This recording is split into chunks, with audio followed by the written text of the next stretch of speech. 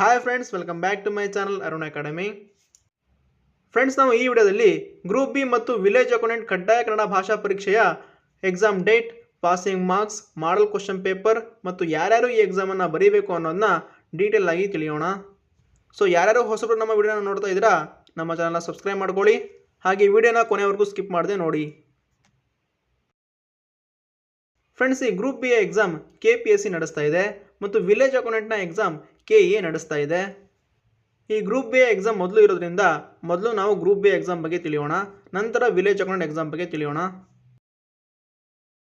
ನೋಡಿ, ಈ group B exam ಇದೇ ತಿಂಗಳ 14 ಮತ್ತು 15ನೇ ತಾರೀಕು ನಡೆಯಲಿದೆ. 14ನೇ ತಾರೀಕು ಕಡ್ಡಾಯ ಕನ್ನಡ ಭಾಷಾ ಪರೀಕ್ಷೆ, 15ನೇ ತಾರೀಕು ಸ್ಪರ್ಧಾತ್ಮಕ ಪರೀಕ್ಷೆ ಇರುತ್ತೆ. ಹಾಲ್ ಟಿಕೆಟನ್ನು ಆಲ್ರೆಡಿ ಬಿಟ್ಟಿದ್ದಾರೆ. ಯಾರ್ಯಾರು ಡೌನ್ಲೋಡ್ ಮಾಡ್ಕೊಂಡಿಲ್ಲ ಡೌನ್ಲೋಡ್ ಮಾಡ್ಕೊಳ್ಳಿ. ಹಾಗೆ ಗ್ರೂಪ್ ಬಿ ಹಾಲ್ ಟಿಕೆಟ್ನಲ್ಲಿ ಎಕ್ಸಾಮ್ ಸೆಂಟರ್ಗೆ ಸಂಬಂಧಪಟ್ಟ ಹಾಗೆ ಕೆಲವು ತೊಂದರೆಗಳಿವೆ. ಅದೇನು ಅಂದರೆ, ಬೆಳಗ್ಗೆ ಒಂದು ಸೆಂಟ್ರಲ್ಲಿ ಎಕ್ಸಾಮ್ ಇದ್ದರೆ ಮಧ್ಯಾಹ್ನ ಇನ್ನೊಂದು ಸೆಂಟ್ರಲ್ಲಿ ಎಕ್ಸಾಮ್ ಬಿದ್ದಿದೆ. ಈ ಥರ ಸಮಸ್ಯೆ ತುಂಬ ವಿದ್ಯಾರ್ಥಿಗಳ ಹಾಲ್ ಟಿಕೆಟಲ್ಲಿದೆ. ಸೊ ಇದಕ್ಕೆ ಸಂಬಂಧಪಟ್ಟ ಹಾಗೆ ಈ ಸಮಸ್ಯೆಗೆ ಪರಿಹಾರವನ್ನು KPSC ನೀಡುತ್ತೆ. KPSC ಈ ಸಮಸ್ಯೆಗೆ ಏನೇ ಕ್ರಮವನ್ನು ಕೈಗೊಂಡ್ರು ನಾನು ನಿಮಗೆ ತಿಳಿಸ್ತೀನಿ. ನಮ್ಮ ಚಾನಲ್ನ ಸಬ್ಸ್ಕ್ರೈಬ್ ಮಾಡ್ಕೊಳ್ಳಿ ಮತ್ತು ನಮ್ಮ ಟೆಲಿಗ್ರಾಮ್ ಚಾನಲ್ಗೆ ಜಾಯ್ನ್ ಆಗಿ. ಲಿಂಕನ್ನು ಡಿಸ್ಕ್ರಿಪ್ಷನಲ್ಲಿ ಕೊಟ್ಟಿದ್ದೀನಿ, ಜಾಯ್ನ್ ಆಗಿ.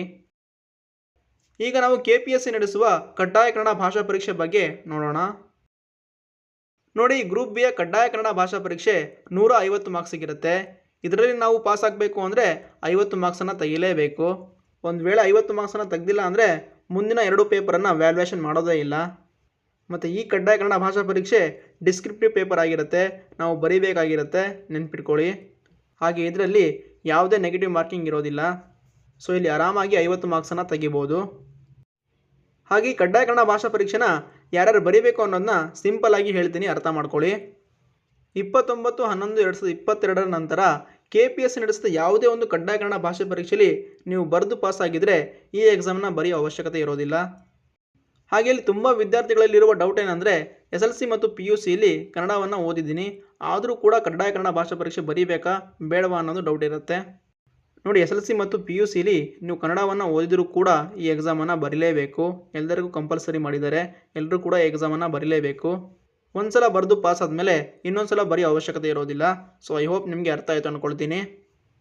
ನೆಕ್ಸ್ಟ್ ಇಲ್ಲಿ ಮತ್ತೊಂದು ತುಂಬ ವಿದ್ಯಾರ್ಥಿಗಳಿರುವ ಡೌಟ್ ಏನಂದರೆ, CTA ಎಕ್ಸಾಮ್ ಅಂದರೆ ಕಮರ್ಷಿಯಲ್ ಟ್ಯಾಕ್ಸ್ ಇನ್ಸ್ಪೆಕ್ಟರ್ ಎಕ್ಸಾಮ್ನಲ್ಲಿ ಕಡ್ಡಾಯ ಕನ್ನಡ ಭಾಷಾ ಪರೀಕ್ಷೆನ ಬರೆದಿದ್ವಿ.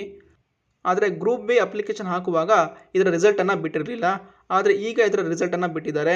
ಇದರಲ್ಲಿ ನಂದು ಪಾಸ್ ಆಗಿದೆ, ಆದರೂ ನಾನು ಈ ಎಕ್ಸಾಮನ್ನು ಬರೀಬೇಕಾ ಬೇಡವಾ ಅನ್ನೋದು ತುಂಬ ವಿದ್ಯಾರ್ಥಿಗಳಲ್ಲಿರುವಂಥ ಡೌಟು.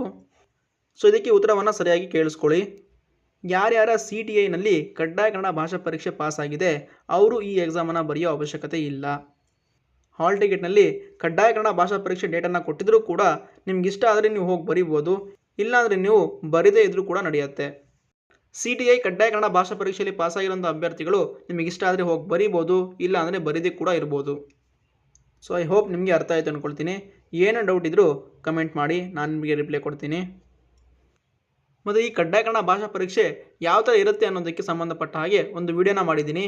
ಈ ವಿಡಿಯೋದ ಲಿಂಕನ್ನು ಡಿಸ್ಕ್ರಿಪ್ಷನಲ್ಲಿ ಕೊಟ್ಟಿರ್ತೀನಿ, ಹೋಗಿ ನೋಡಿ. ಹೇಗಿರುತ್ತೆ ಈ ಕಡ್ಡಾಯ ಕನ್ನಡ ಭಾಷಾ ಪರೀಕ್ಷೆ ಅನ್ನೋದನ್ನ ತಿಳ್ಕೊಳ್ಳಿ. ಈಗ ನಾವು ವಿಲೇಜ್ ಅಕೌಂಟೆಂಟ್ನ ಕಡ್ಡಾಯ ಕನ್ನಡ ಭಾಷಾ ಪರೀಕ್ಷೆ ಬಗ್ಗೆ ಡಿಸ್ಕಸ್ ಮಾಡೋಣ. ಈ ವಿಲೇಜ್ ಅಕೌಂಟೆಂಟ್ನ ಕಡ್ಡಾಯ ಕನ್ನಡ ಭಾಷಾ ಪರೀಕ್ಷೆ ಇದೇ ತಿಂಗಳ 29ನೇ ತಾರೀಕು ನಡೆಯಲಿದೆ. ಮತ್ತು ಇದರ ಸ್ಪರ್ಧಾತ್ಮಕ ಪರೀಕ್ಷೆ 27/10/2024 ನಡೆಯಲಿದೆ. ಈ ವಿಲೇಜ್ ಅಕೌಂಟೆಂಟ್ನ ಕಡ್ಡಾಯ ಕನ್ನಡ ಭಾಷಾ ಪರೀಕ್ಷೆ ಯಾವ ಥರ ಇರುತ್ತೆ ಅನ್ನೋದನ್ನು ನೋಡೋದಾದರೆ, ಈ ಎಕ್ಸಾಮ್ ಕೂಡ 150 ಮಾರ್ಕ್ಸಿಗಿರುತ್ತೆ. ಇದರಲ್ಲಿ ಪಾಸ್ ಆಗಬೇಕು ಅಂದರೆ 50 ಮಾರ್ಕ್ಸನ್ನು ತೆಗಿಲೇಬೇಕು. ಇದರಲ್ಲಿ ಏನು ಡಿಫ್ರೆಂಟ್ ಅಂದರೆ, ಇಲ್ಲಿ MCQs ಕ್ವಶನ್ ಇರುತ್ತೆ, ಇಲ್ಲಿ ಬರೆಯುವಂಥ ಪೇಪರ್ ಇರೋದಿಲ್ಲ, ಟಿಕ್ಕಿಂಗ್ ಪೇಪರ್ ಇರುತ್ತೆ. ಒಂದು ಕ್ವಶನ್ 4 ಆಪ್ಷನನ್ನು ಕೊಟ್ಟಿರ್ತಾರೆ, ಅದರಲ್ಲಿ ನಾವು ಸರಿಯಾದ ಆನ್ಸರನ್ನು ಚೂಸ್ ಮಾಡಬೇಕು. ಹಾಗೆ ಈ ಎಕ್ಸಾಮ್ನಲ್ಲಿ ನೆಗೆಟಿವ್ ಮಾರ್ಕಿಂಗ್ ಇರೋದಿಲ್ಲ. ಮತ್ತು ಈ ಎಕ್ಸಾಮನ್ನು ಯಾರ್ಯಾರು ಬರೀಬೇಕು ಅನ್ನೋದು ನೋಡೋದಾದರೆ, VAಗೆ ಅಂದರೆ ವಿಲೇಜ್ ಅಕೌಂಟೆಂಟ್ಗೆ ಅಪ್ಲಿಕೇಶನ್ ಹಾಕಿದ ಎಲ್ಲ ಅಭ್ಯರ್ಥಿಗಳು ಈ ಎಕ್ಸಾಮನ್ನು ಬರಲೇಬೇಕು. ನೋಡಿ, ಯಾರೇ SLC ಮತ್ತು PUCಯಲ್ಲಿ ಕನ್ನಡವನ್ನು ಪ್ರಥಮ ಭಾಷೆ ಮತ್ತು ದ್ವಿತೀಯ ಭಾಷೆನಾಗಿ ಓದಿದರೂ ಕೂಡ ಈ ಎಕ್ಸಾಮನ್ನು ಬರಲೇಬೇಕು.